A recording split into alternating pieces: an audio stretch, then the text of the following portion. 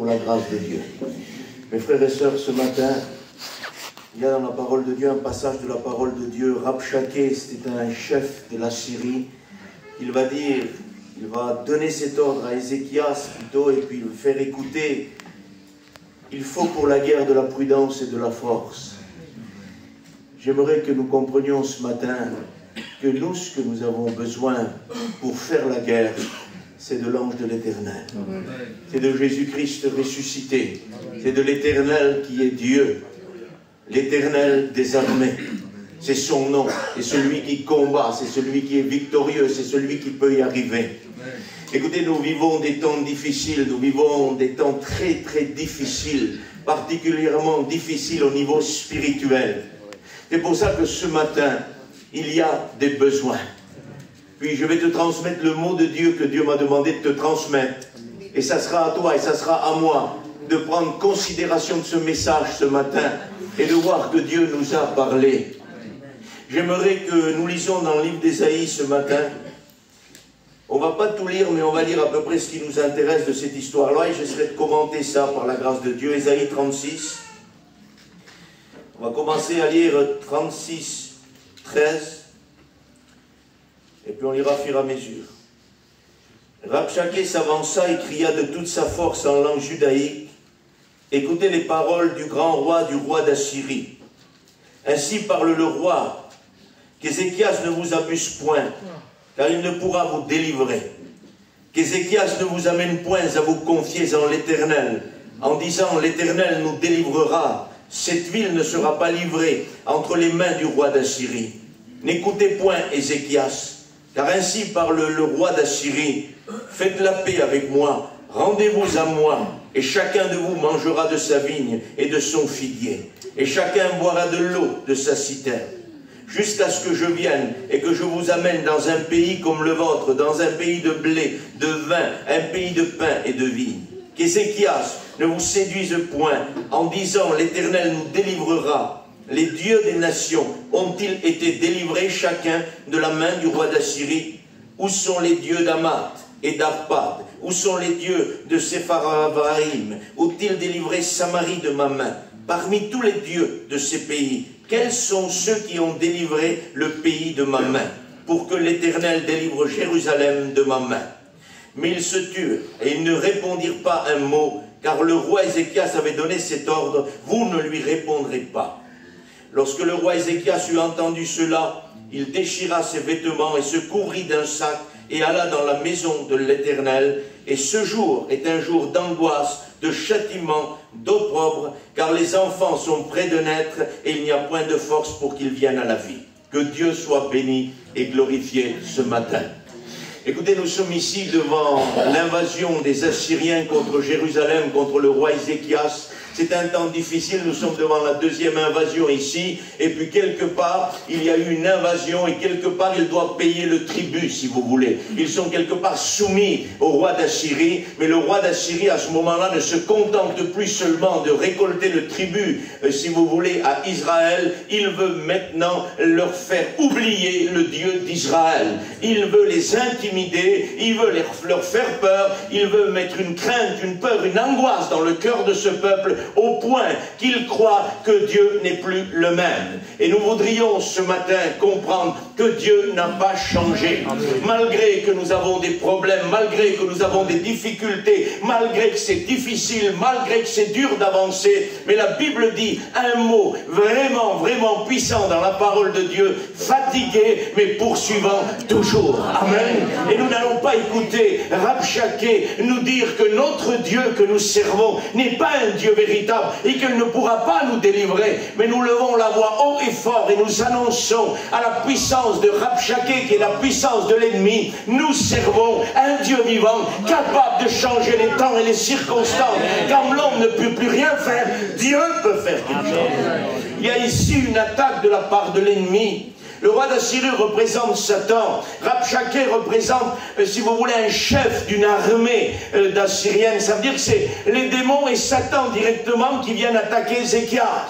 Et j'aimerais vous dire combien de fois que Satan vient vous attaquer, combien de fois qu'il vient m'attaquer, et dans quelle manière, au niveau de la pensée. Personne ne sait rien. Personne n'a rien entendu. C'est pour ça qu'il attaque dans la pensée. Parce que si tu écoutes quelque chose sur moi, que Satan parle sur moi, et que tu l'as écouté, tu peux venir me dire, fais, ne le crois pas. C'est un menteur. Comprenez ce que je veux dire? C'est un menteur, ne le croyez pas. J'entends parler sur Jeannot, sur le frère. Mais moi, je n'écoutais pas Satan, je l'écoutais parler sur vous. Puis c'est pas vrai ce qu'il dit. Et quand il parle dans la pensée, on est tout seul. Et puis parfois, on se réveille dans la nuit et on n'en peut plus, et on est angoissé, parce que Satan est en train de nous montrer un film de ce qui va arriver dans quelques mois ou de quelques années, et il est en train de nous paralyser et de nous mettre dans une angoisse particulière. Et le message de ce matin, c'est un message particulier qui s'adresse à ton cœur, parce que Dieu veut t'enlever de cette angoisse-là, parce que Dieu veut que tu continues à combattre quand même, malgré les difficultés, malgré ce que tu vis. Il faut que tu avances, il faut que tu avances, parce qu'encore un peu de temps, et il va revenir. Amen. Amen. Écoutez, un chrétien, pardonnez-moi, qu'il soit malade, qu'il soit infirme, qu'il soit dans n'importe quel état qu'il est, il partira avec Dieu quand Dieu va revenir. Alors s'il y a des malades parmi nous ce matin, je vous demande pardon, levez votre tête, la délivrance est proche, ne vous laissez pas siéger, levez votre tête, nous allons bientôt partir avec Dieu. Et Dieu est toujours le même, il ne change pas. Et ici, il est en train de terroriser. Ézéchias, ce n'est pas n'importe qui. Ézéchias, je ne suis pas Ézéchias, moi. Ézéchias, ce n'est pas n'importe qui. C'est un homme qui a ramené le réveil, Jonathan. À un moment donné, il a fait un ménage dans le temple. Il a tout remis en place. Il a tout remis en place qu'il fallait faire dans le temple. Il a ramené un réveil au milieu d'Israël. C'est un homme de discernement. C'est un homme qui aime les choses de Dieu. Et pourtant, à un moment donné, la parole de Dieu dit que ce jour-là, c'est Ézéchias qui déclare ça. Ce jour-là est un jour d'angoisse, de honte. Il dit impossible de voir la vie venir. On voit que du noir et on voit que du noir. Il n'y a plus d'espérance, il n'y a plus de lumière. C'est ce qu'Ézéchias veut dire. Pourtant, j'aimerais dire ce matin, il y a encore de l'espérance en Dieu. Il y a encore une lumière qui brille. Le livre de Pierre dit, nous tenons d'autant plus certaine la parole prophétique comme une lumière qui brille dans un lieu obscur. Une petite lumière qui brille là où on voit le noir. C'est la parole prophétique qui va réveiller dans ton cœur la puissance de la lumière de Dieu. Oui, ce matin, je voudrais te le dire. Tu bois du noir, c'est difficile, mais cette petite lumière que tu écoutes ce matin, laisse-la grandir, attire tes regards, fixe tes regards dessus, parce que Dieu va te faire sortir de là. Amen. Que Dieu en soit béni. Ils sont rentrés dans l'angoisse. Il a dit ces mots-là de cet envoyé du roi d'Assyrie. Et cet envoyé-là va dire, mais qu'Ézéchias ne vous trompe point. Ézéchias est un homme de Dieu. Et lui dit qu'Ézéchias ne vous trompe point. Ça veut dire qu'il est en train de dire qu'Ézéchias fait des promesses qui ne tiennent pas debout. Qu'Ézéchias dit des choses qui ne tiennent pas debout. Ézéchias dit ce que la Bible dit. Ézéchias dit ce que Dieu dit. Amen. Parce que c'est un homme de Dieu. Et un pasteur dit ce que Dieu dit. Un pasteur dit ce que la Bible dit. Et parfois l'ennemi, qu'est-ce qu'il nous dit? N'écoute pas Ézéchias, n'écoute pas ton pasteur, n'écoute pas les pasteurs, parce que ça ne marchera pas, tu n'y arriveras pas. C'est bien beau ce qu'ils disent, mais ça ne se passera pas comme ça. Et ça, c'est les paroles de l'ennemi. Qu'Ézéchias ne vous trompe point et qu'il ne vous abuse point. C'est-à-dire qu'Ézéchias s'est cherché à tromper, alors qu'Ézéchias disait les paroles qu'il fallait dire. Il disait à ce peuple qui était, si vous voulez, en face une invasion assyrienne, il disait à ce peuple, nous allons nous en sortir. Nous allons nous en sortir. Ça va aller. Des jours meilleurs vont arriver. C'est ce qu'il promettait. Et puis le diable n'aime pas ça. Quand on fait des promesses avec la parole de Dieu, et quand nous, les serviteurs de Dieu, on promet un avenir certain, le diable n'est pas content. J'aimerais que tu l'écoutes ce matin. J'aimerais te dire, il y a des jours meilleurs. Il y a des jours qui arrivent devant nous, où le Seigneur va nous relever, où le Seigneur va nous aider, dans n'importe quelle situation que nous serons. N'oublions pas que Dieu règne au milieu de nous, amen, et que nous ne sommes pas tout seuls, amen.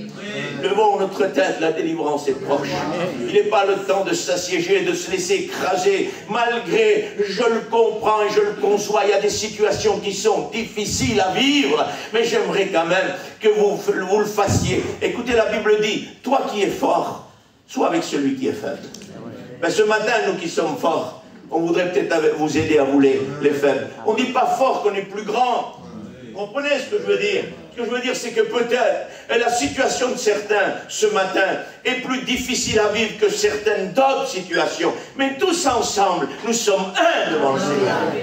Vous qui passez par des difficultés, vous qui passez par des problèmes particuliers, vous n'êtes pas seul. Écoutez-le. Vous avez des frères et sœurs, vous avez une église, vous avez Jésus, vous avez le Père. Vous n'êtes pas tout seul. Comprenez ça? Le diable veut isoler les brebis qui souffrent. Il veut dire, tes frères t'aiment pas, tes frères te regardent pas, reste tout seul, occupe-toi de toi. Non. Non, reste pas tout seul. Reste entouré des frères et sœurs. Reste entouré de Jésus. Reste entouré de Dieu. Parce qu'ensemble, nous sommes forts. Que Dieu soit béni. Il a paralysé ce grand homme de Dieu. Et Satan arrive à paralyser les hommes de Dieu. Arrive à porter un mensonge, à faire un film de ce qui va arriver dans quelques années. Et il est capable de vous mentir sur le sujet. J'aimerais que ce matin, nous brisions ensemble le mensonge de Satan. Et que nous repartions d'un pas nouveau, rempli de force, rempli de décision, rempli d'espérance. Amen. L'espérance biblique fait vivre. Pourquoi on vit? Pourquoi on attend le Seigneur? Pourquoi? Parce qu'on espère qu'il va revenir. Ça nous fait vivre, ça. À un moment donné, quand on est écrasé, quand on n'en peut plus, les frères, qu'est-ce qu'on fait? On lève la tête et on dit, quand est-ce que tu reviens? Le Saint-Esprit nous dit, encore un peu de temps, et celui qui doit venir viendra. Amen. Et puis là, on se relève, et puis la journée repart. Écoutez, on peut tomber. On peut mettre le pied à terre. Nous sommes des hommes, on n'est pas surhumains, pardonnez-moi. On est des hommes et des femmes avec des faiblesses, des manquements. Et ça arrive qu'on pose le pied à terre et qu'on est écrasé. Mais il ne faut pas rester à terre. Il est dit dans la parole de Dieu, mon ennemi, ne te réjouis pas si je suis tombé. Car de nouveau la lumière poindra sur ma vie et je me relèverai et je louerai l'Éternel de nouveau. Amen. Il ne faut pas rester à terre.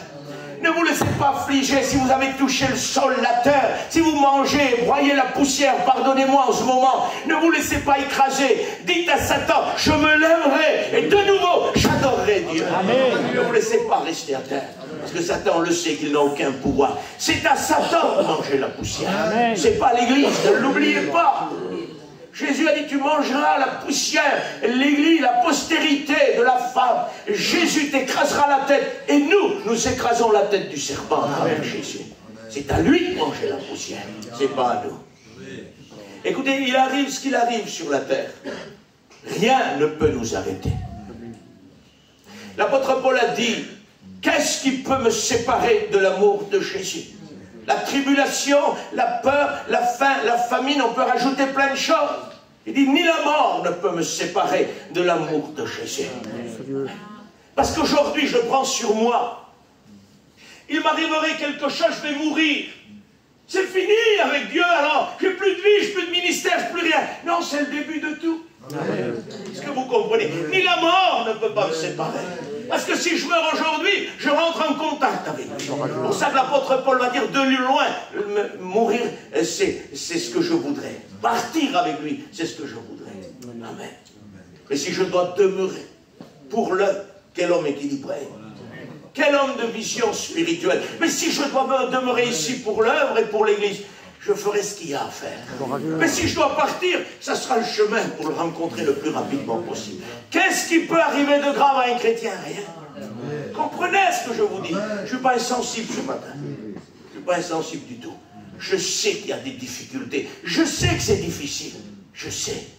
Mais rien ne peut arriver qui bloque un chrétien. Parce qu'un chrétien ira au ciel. Satan a terrorisé cet homme de Dieu.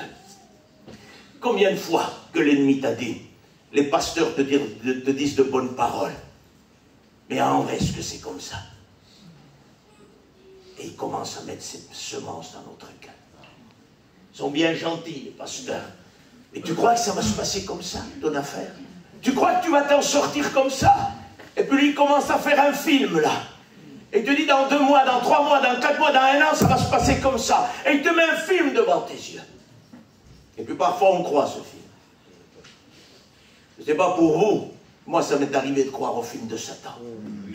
Et si je peux vous prêcher ce message ce matin avec conviction, c'est que j'ai passé par une expérience.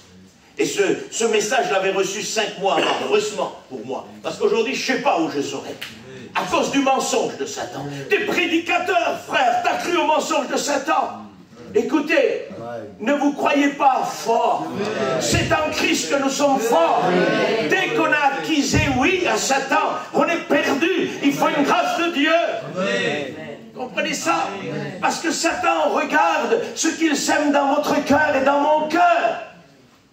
Et si quand il met le film de notre vie, est-ce que vous avez remarqué, parfois on pense à quelque chose et on hoche de la tête tout seul? Vous avez remarqué ça? Ou on fait non, ou on fait oui.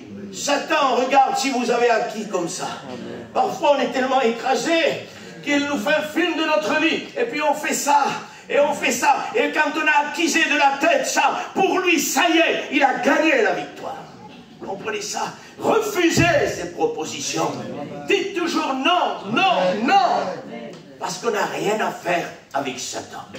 Il est dit ici que Ézéchias a donné un ordre. Ne répondez pas au roi d'Assyrie.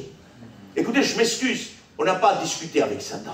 On chasse Satan. Ne dites pas un mot, a dit Ézéchias. Ne discutez pas avec lui. On n'a pas à discuter avec lui. On le chasse. Si on commence à discuter avec lui, on est perdu. Terminé. Terminé. Il a du savoir-faire. Il sait comment faire. Il sait comment dire. Il sait comment montrer. Il sait comment décourager. Ne lui répondons pas un mot. Mais disons à Dieu, Seigneur, chasse Satan, chasse l'ennemi. J'ai besoin que mon esprit soit libre de te servir, Seigneur. Il y a de la joie dans n'importe quelle position que nous sommes. Il y a de la joie en Christ.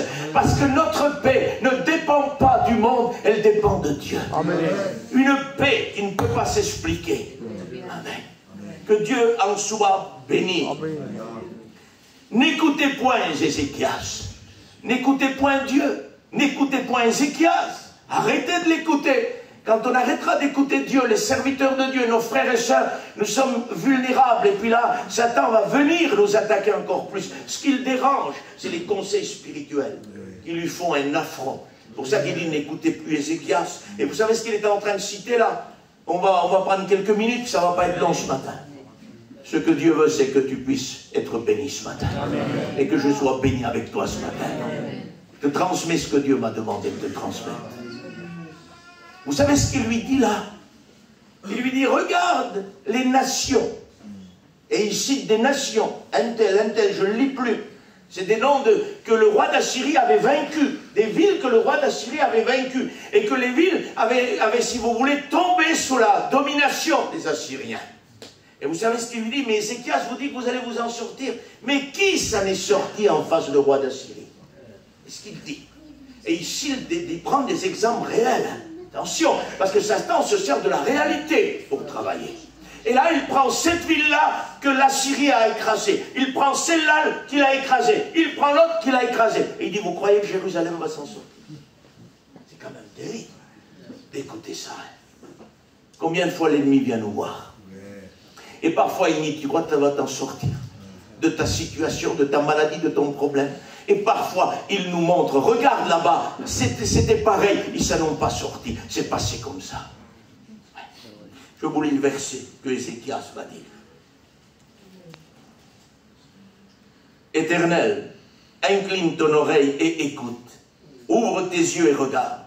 Entends toutes les paroles que Sankérib a envoyées pour insulter le Dieu vivant. Écoutez ce que Dieu dit, Ézéchias dit. Il est vrai.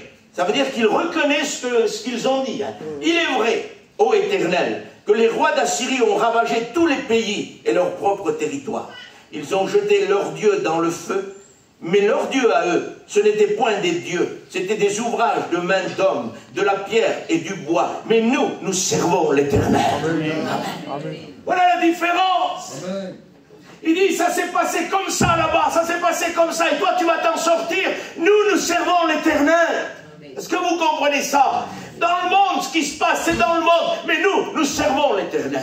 Alors Satan peut montrer des problèmes, peut montrer des difficultés dans le monde et dire, ça s'est passé comme ça, et ça se passera comme ça chez toi. Laisse-moi te dire, là-bas, ils servent des dieux qui ont été faits de main d'homme, mais nous servons l'Éternel. C'est toute la différence. C'est toute la différence. Dieu fixe ce qu'il veut, quand il veut, où il veut. Amen. Dieu est maître de la situation. Amen. Et ici, nous sommes devant une paralysie totale. Un jour d'angoisse. Ça fait combien de temps que tu es dans les angoisses et que tu n'arrives plus à t'en sortir? Parce qu'en réalité, ce matin, mes frères et sœurs, nous avons des lettres amenées devant Dieu. Parce qu'une lettre a été envoyée. Et ce message, je l'appelle la lettre du diable. Et puis je voudrais que ce matin, cette lettre du diable, que le diable t'a envoyée depuis des mois dans ton cœur, cette lettre-là, il va falloir la présenter à l'Éternel. Il va falloir que cette lettre soit détruite, qu'elle soit coupée, consumée par le feu de l'Esprit. Parce que cette lettre-là, elle est dans ton cœur depuis plusieurs mois. Et cette lettre-là, on l'a amenée, on a donné une lettre à Ézéchias. J'ai plus le temps de tout lire, les frères. Vous le lirez tranquillement, vous connaissez le récit. On lui a donné une lettre. Il est en train de la garder, cette lettre. Pendant un moment, il la garde, il rentre dans l'angoisse, il rentre dans la peur, il n'en peut plus, il n'arrive plus, il dit, les enfants sont prêts à naître, la vie doit arriver, mais on n'arrive pas à voir la vie. Ça veut dire que c'est bloqué. Et vous savez pourquoi c'est bloqué? Parce qu'il a gardé la lettre, il l'a mis dans son cœur. Écoutez, je vous dis ça, c'est pas pour parler de moi, c'est pour parler du message que je vous prêche ce matin, que vous compreniez, pour réveiller votre foi. Je ne le prêche pas régulièrement ce message, je le prêche quand Dieu dit prêche-le. Et ce matin, il y a 4 jours en arrière, dans une après-midi, frère, le Seigneur m'a laissé comme une lumière dans l'après-midi, et il m'a dit la lettre du diable, pour dimanche matin ici. Puis ça passait comme ça, et ce matin, 7h30, 8h du matin, je pensais au message de Dieu, comme chaque serviteur de Dieu. Et puis le Seigneur m'a confirmé la lettre du diable. Amen. La lettre du diable. Vous comprenez? Je l'ai prêché une fois vers l'île là-bas, dans le nord. Et puis à la fin, j'ai demandé à ceux qui avaient une lettre dans leur cœur de l'amener devant Dieu. Amen. Écoutez, ça a été particulier. Il y a des gens qui se sont levés, ils ont dit j'ai cette lettre-là. Il y en a d'autres qui ont dit je préfère garder pour moi ce que j'avais, mais je viens devant Dieu. Merci Seigneur. Mais il y a un serviteur de Dieu qui s'est levé. Je l'ai revu il n'y a pas longtemps, là. Que Dieu le bénisse. Amen. Et c'était particulier. Il est venu et il a dit sur l'estrade, dit frère, j'ai une lettre dans mon cœur. Elle est là. Il dit que Dieu te bénisse, frère. Il faut la remettre. Il dit non, mais elle est là, la lettre. J'ai dit, c'est bien ce que le message, je ne comprenais pas ce qu'il dit. C'est bien ce que le message a dit. Non, frère, elle est pliée en 4 là, depuis des années, dans ma veste, sur le côté de mon cœur. Il dit, frère, c'est pas possible, qu'est-ce que tu veux dire? Il me dit, j'ai la lettre là. Il dit, regarde, elle est là, la lettre. J'ai écrit tout ce que Satan m'a dit d'écrire. Et il m'a mis dans l'angoisse. Et il m'a mis, il voulait que je fasse mon ministère, il voulait que tout. C'est une catastrophe ce qui est écrit sur cette lettre. Il dit, il faut la mettre au feu, cette lettre. Il faut la déchirer, mon frère. Est-ce que vous comprenez? C'est-à-dire que c'était tellement précis qu'il avait la lettre lui pliée dans le cœur. À côté là. Elle était visible, celle-là. Le Seigneur, ce matin-là, nous a dit, il y en a d'autres qui ne sont pas visibles, mais qui sont pourtant là. Cette lettre que tu as dans ton cœur depuis des mois, il faut que tu la remettes à Dieu. Parce que Ézéchias a tenu cette lettre. Qu'est-ce qu'il y a qui te détruit ton cœur depuis des années? C'est quoi qui détruit ton cœur? C'est quoi qui t'a touché? Pourquoi tu n'es plus le même spirituellement? Pourquoi tu n'es plus la même? À cause de cette lettre, à cause de ce qui s'est passé. Parce que parfois c'est faux. Écoutez bien, parfois c'est faux. Ce que Satan dit, c'est pas vrai. Mais parfois, il cherche de la réalité. Vous comprenez? Et là, on ne peut pas nier, c'est devant nos yeux. Mais là, il est fort. Là, il trompe tout. J'aimerais vous donner mon expérience que j'ai fait. Et je rends grâce à Dieu qui m'avait donné ce message 5 mois avant. Sinon, je n'aurais pas compris où Dieu en veut venir. Un jour, ça fait quelques années, au moins 7 ans de ça. L'ennemi m'avait envoyé une lettre dans mon cœur. Et l'ennemi m'avait dit, ta situation va changer. Je vais briser ton foyer, je vais briser ton ministère. Et ce qui va se passer chez toi, tu n'auras plus rien du tout. Tes enfants seront comme ça, comme ça, comme ça. Ça a été une catastrophe ce qu'il a écrit. Mais Josué, tu peux te dire, mais fais tes serviteurs quand même. Tu n'as pas pu chasser ça. Il y avait des signes, il n'y avait aucun signe chez moi. Mais lui m'a fait un fil. Et j'ai accusé de la tête. Comme si j'aurais dit, c'est ce qui va se passer alors. Tes enfants vont aller à la dérive. Le ministère que tu en auras plus de ministère. Ça sera terminé. Et plein de choses que j'ai oubliées. Il m'a écrasé. T'as arrêté le ministère? Non. T'as arrêté de prier? Non. T'as arrêté de lire? Non. Mais j'étais plus le même homme. Je lisais, frère, et je lisais, mais je ne comprenais même plus ce que je lisais. Je priais, et je priais toujours ma pensée à cette lettre-là. J'en pouvais plus, je t'écrasais. Je ne l'ai même pas dit à ma femme, ça. Je ne voulais pas lui faire partager ce qui était en train d'arriver, que j'allais voir le carnage que j'ai vu sur mon foyer. Je ne voulais pas partager ça avec elle. Je voulais vivre ça tout seul. C'est assez difficile pour moi. Pas la peine de lui faire partager ça. Elle ne supportera pas ce qui va arriver dans notre foyer. Mais c'était tout fait. On aurait dit que tout était fait. Vous vous rendez compte? Il n'y avait rien qui pouvait permettre de croire ça. Et pourtant, l'ennemi m'a trompé. Ça a duré 3 ou 4 mois. Et je faisais quand même mes réunions, je faisais quand même mes missions que j'avais à faire. Mais j'avais perdu l'autorité que Dieu m'avait donnée, comme à chaque serviteur de Dieu, de délivrer les âmes quand ils sont perdus. Je prêchais, mais n'était plus moi. Comprenez ça? T'as péché pas du tout, j'étais le même. Mais à l'intérieur, il s'était passé quelque chose. J'avais une lettre dans mon cœur. Et il n'y a qu'une chose que j'attendais. L'accomplissement de cette lettre qui devait se faire. J'attendais juste que ça apparaisse, que ça démarre par les enfants, que ça démarre après par le ministère, qu'il y ait une destruction totale. Je priais, et je priais, mais c'était très flou. Il n'y avait pas de direction dans la prière. Et puis le temps a passé, peut-être 2 mois après, je ne sais plus exactement. Cette lettre était toujours dans mon cœur. Et j'ai continué, je me suis habitué à vivre avec, en attendant de ce qu'il allait se passer. Puis je continuais à faire ma vie. Puis un matin, je suis parti marcher. Et en marchant, je priais le Seigneur. Et je priais pour l'œuvre de Dieu. Je priais pour les églises, pour ce qu'il y avait à faire. Le Seigneur me disait, c'est pas cette prière que je veux. Et là, j'ai commencé à prier pour mes enfants. Le Seigneur m'a dit, c'est pas ça que je veux. Et puis après, j'ai prié pour autre chose, je m'en souviens plus exactement. Mais j'ai prié plusieurs cas.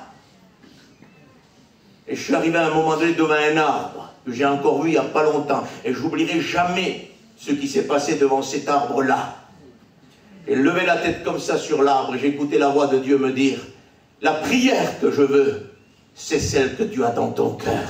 C'est la lettre que tu caches. Je n'ai pas besoin de ces prières-là. Je veux que tu me donnes cette lettre que tu as dans le cœur.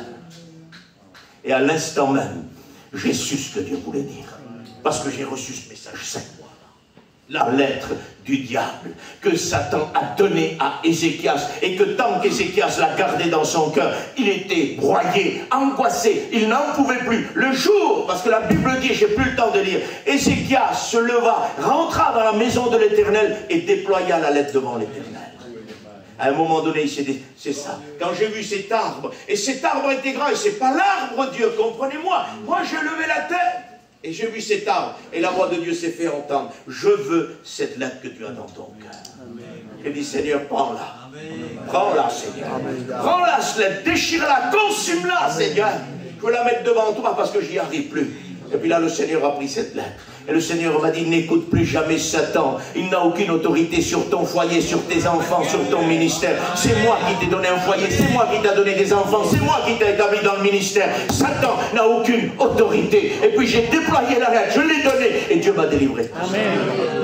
Vous comprenez? Et tout ce qu'il m'a montré, il s'est passé le contraire en bénédiction. Vous comprenez? Est-ce que vous comprenez?